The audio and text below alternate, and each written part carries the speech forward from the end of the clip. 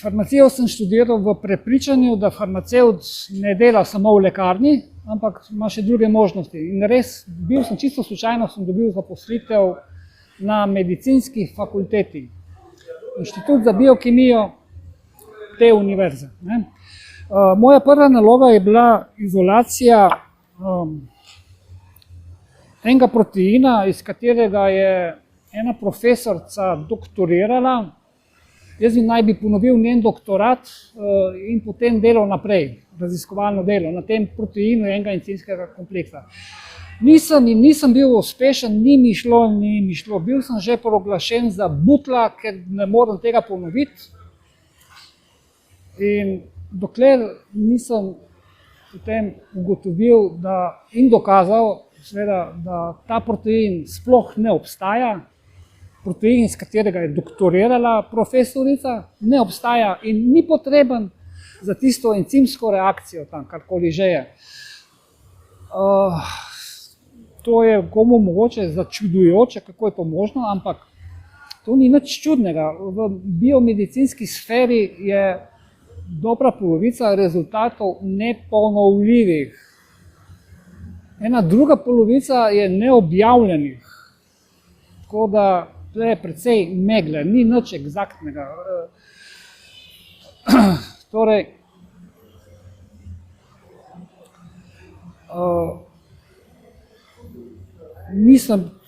nisem jim mogel ponoviti tega dela in pol nekako sem zdelal. Naslednja naloga je bila raziskovanje drugega proteina iz tega encimskega kompleksa. Tu pa naj bi spet ponovil ene postopke, ki jih je razvil en kemijski tehnik in s svojimi rezultati fasciniral dve univerzitetni profesorici na medicinski fakulteti, kemijski tehnik. To naj bi jaz ponovil, ker ta kemijski tehnik je zaradi predolgih prstov moral iti na ono stran rešetk, pa jaz naj bi to ponovil, njene rezultate in potem bi delali naprej na tem res kompleksnem encimskem kompleksu. In spet mi ni šlo, nisem mogel ponoviti teh rezultatov, spet sem bil proglašen za butla, dokler enega lepega dne jaz ne ugotovim, da je ta kemijski tehnik te rezultate ponarejal z eno spojino, ki je imela podobne spektroskopske lastnosti kot ta encim in je nekako je to uspelo. Te profesorice, ki so to nadzorovali, bi to morali opaziti, pa niso. Tako da tako je delo na univerzi, ne bi kdo mislil, da je to ne vem kaj. Ena sama megla je. Rezultati so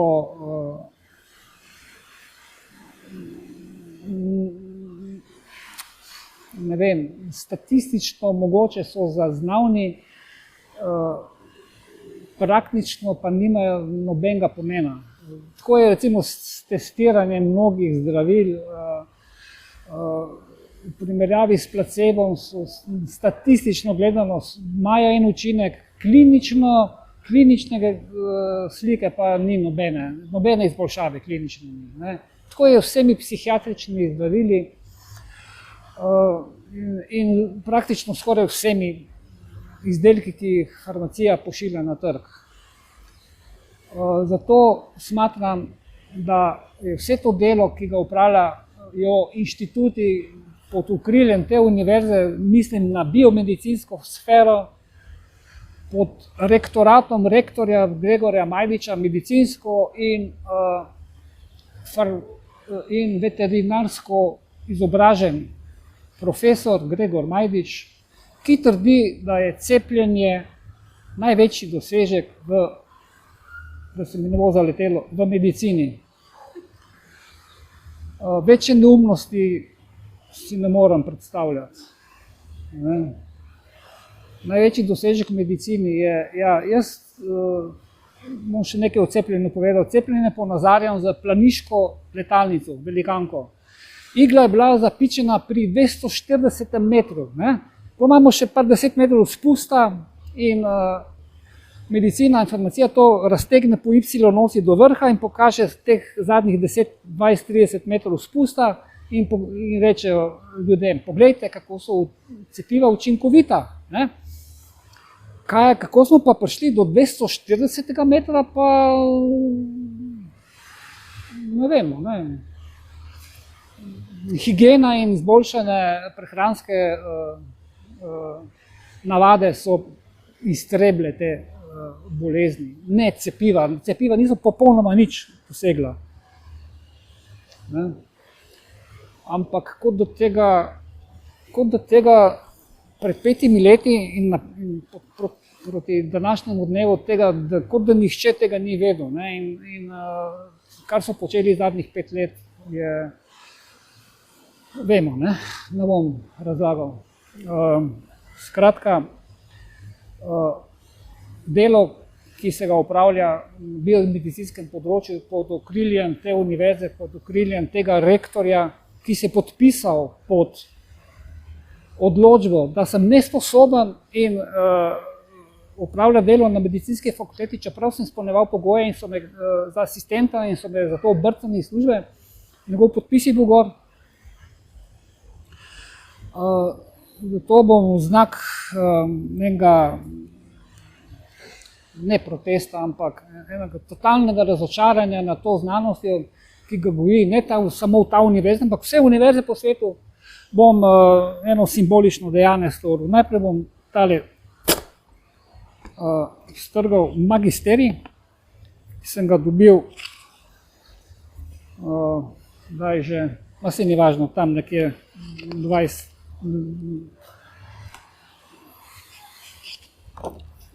In potem še,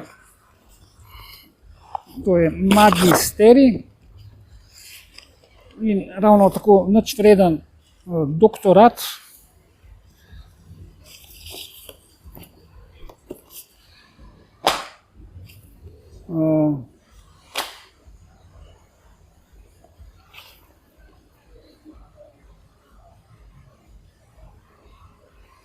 Evo, doktorat.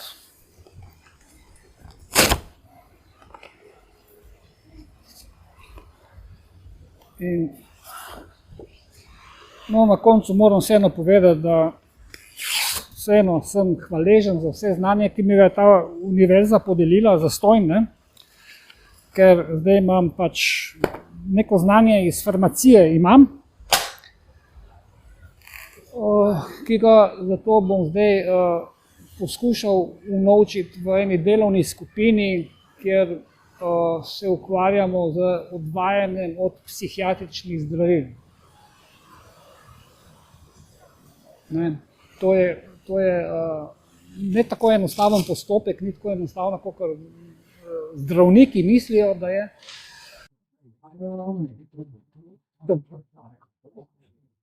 To je to. Jaz bi samo še eno vprašanje, če lahko. Mene me zanima, jaz tudi zelo spremljam te tale cepiva moramo. Kaj vi mislite, zdaj, ker je tudi nova cepljivost, otroško, in pri nekaterih so ugotovili, da sploh nimajo dovoljenja za uporabo, ampak jih kljub temu preizkušajo na otroci. To smo videli pri cepljenju pri tetanusu, pa še pri nekaterih ostale pa še raziskujemo. Zdaj nekje pišejo, da je mRNA tudi že v otroških cepivih. Kaj vi mislite s tem? Je ali ni, ali počasi bo tudi to nastalo? To je zdaj večplastno vprašanje, katerega je nemogoče odgovoriti, ker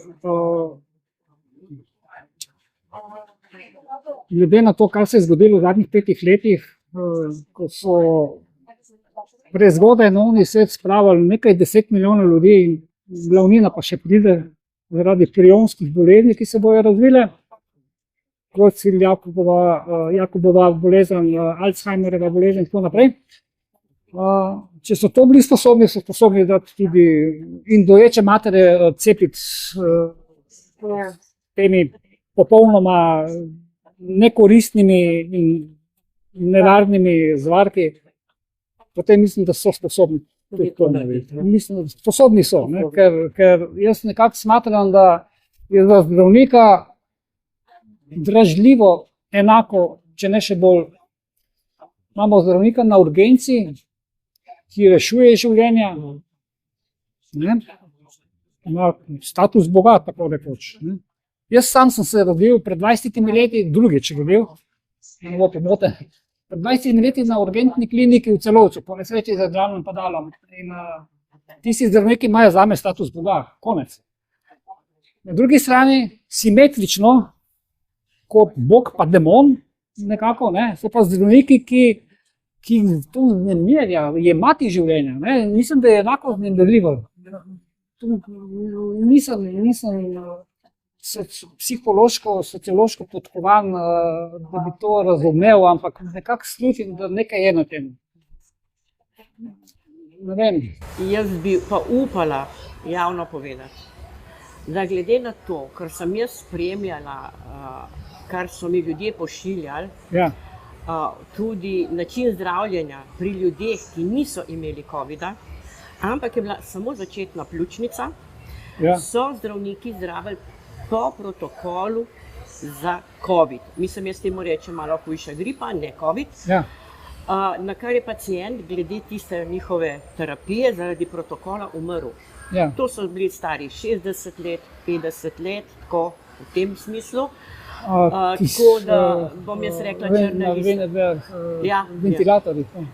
Tudi z ventilatorji in pa samo terapijo, ki so imeli. Tako da tudi, ko smo gledali obdukcijske papirje oziroma vso to dokumentacijo, tudi za zdravniki, ki smo kontrolirali, smo ugotovili resnično, da je bilo zdravljenje napačno. S tem, da ko sem hodila s temi ljudmi tudi, ker pač zastopniki pacientovih pravic, ne, so odvisno, mislim, v glavnem so pravniki in z medicino nimajo veze.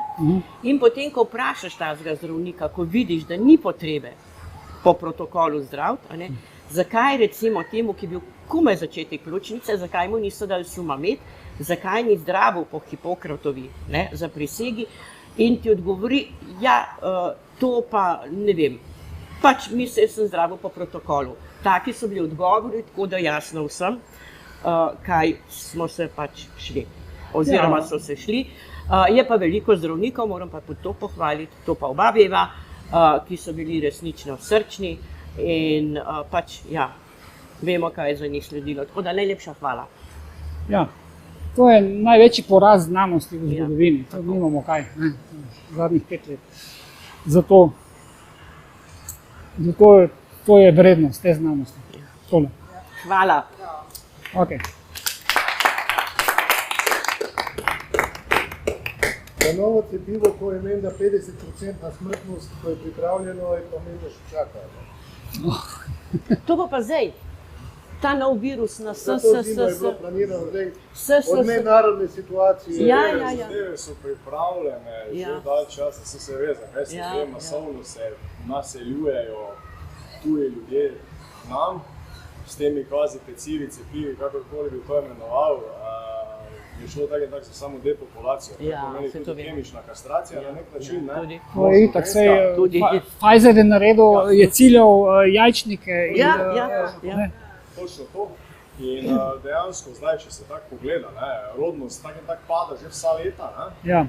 To opozarjajo vsi, seveda najbolj kao United Nations in kaj z njim še kdo, ne, vemo kam spadajo. Ampak vso to zadevo pa šopajo eno te isti naprej, ne? In kličijo vse te razne znanstvenike pofarbane k nam, ne? Da bojo naredili tako in drugačno stranje, ne? Kar pomeni, da želijo definitivno, tako kot so naredili in za Iranom in za podobnimi državami, ki so bile prej krščanske, ne? Jih zdaj totalno postaviti kontra, ne? Torej muslimizacija je taka. In še nekaj, 30.9. in 1.10. je v Portorožu konferenca Nacionalnega inštituta za javno zdravje. Prijavnina je, ne, ampak nobenega plačila, razen če ste 2 dni prenočišče, si morate sami dobiti. Se pravi, imate, ko pridete, kafe, sladkarije, kosilo je vmes, a ne, in tako naprej. Tako da jaz se tisto vsako leto udeležim. Tako da, ko pridem skozi vrata, ne ulejte, ne cepilka je prišla. Ne. Zdaj so tole nehali, to je bilo ne dvakrat, trikrat, zdaj so pa kar tiho. Ne. Zato, ker ko dvignem roko, ko vprašam, Beovičeva je plačana tako tudi, mislim, ona ima plačo od farmacije, od to, kar dela, plus NIJZ, NIJZ. Tako da jaz sem ji dala vse dokaze v roko, tako da če boste prišli, boste videli samo njeno reakcijo, ko me zagleda. Vse smo bili lani, na kaj že, zdravniška zbornica. Ja, tisto smo bili, ja samo. Pravniki se je videli, da oni se jim sanja, kaj to je. Ne? Tožilcu pa ja, a veš, da sem jaz govorila s tistim tam mladim tožilcem in sem ga vprašala, zakaj na tem nič ne naredijo. Ja. Je rekel, gospa, jaz lahko vse napišem. Je rekel, jaz to vse vem, imamo tudi dokaze. Je rekel, samo jaz to, če bom dal ven, bo šlo pod mizo, ne? In če bo pod mizi ostalo in tišina bo v redu, bom imel službo, če ne, pa ne bom imel. Tudi če bo šlo naprej tako, da vejo pa čist vse vsi. Jaz v glavnem, Krek je meni med odmorom v Portorožu, ki sem ga vprašala, od kje dobivajo navodila, jaz sem rekel, prokleta, ponovim tako, ko je, von der Leinca, Krek. Ne, sem rekel, ma čakaj, zdaj boš imel predavanje, povej, ki je na glas rekel, 5000 jih je umrlo v manj kot enem letu. Sem rekel, ma doktor Krek, a boste zdaj, ko boste to povedal? Ja bom, ni povedal. Ne, ampak na koncu je pa rekel, da to, kar pač ljudje prosimo, da bi bilo prav, pa da NIJZ res naredi študijo, kdo je umrl zaradi covida, zaradi gripe in kdo... To je bilo lani. Lani. Tako da letos bo tam, letos bojo vsi teli. In direktor, in Eržen, a veš, ko vidijo, greš njim, hočeš pozdraviti, samo zdravijo se, kar obrne. Na sebi, vem. Vsem tem džankicam, ki so bile, da jih je lahko kausal z inšpektorji policijskimi in tako naprej pisal recepte, pa ne samo to, koliko je dvignila material, mu je mogla pol dnara prinesti nazaj, ko je prodala. Ja. In pa še nekaj, zaradi njega so umrli, na Koperskem so umrli mladeniči in tisti čas, ko je to prišlo v časopise, ne dvakrat je pisalo, je on zginil za 3 mesece iz ekranov. Malo več kot 3 mesece ga ni bilo. Da je tisto potihnilo, pa je šlo pa naprej. Tako da, kar se pa cepljenja tiče, imam pa jaz ogromno pričanj, tako da, ko bomo to enkrat skupaj spravili. To enkrat, kaj bomo naredili, je brez veze. Ne, dobivaj. Pazi, jaz pošiljam vsem strankam v pisarno. To se pravi, da tisti, ki je v pisarni, bo prebral, ne? Da bo videl, ali lahko da naprej ali ne. In tudi pa vsakmu posebej poslancu. Ampak nikoli nobenega odgovora. Edino od Kreka sem enkrat dobila, jaz nisem več v tej zgodbi, tako da prosim, ne pošiljajte vi več mailov. Jaz pa njemu, jaz sem bila Klakočarjevi, jokala je, 2-krat se je cepila. Jokala mi je tam, ker sem rekla, da pri nas je že tako 20% več raka na dojkah na Tolminskem, kakor tako. Sem rekla, zdaj se dvignilo pa še ne 30%, ne. Je rekla, Pavšič, veste, da je izginil, ne? Pavšič Robert je bil njen svetovalec in v tej komisiji, ko so raziskovali korupcijo teh lističev, cepiva in te stvari.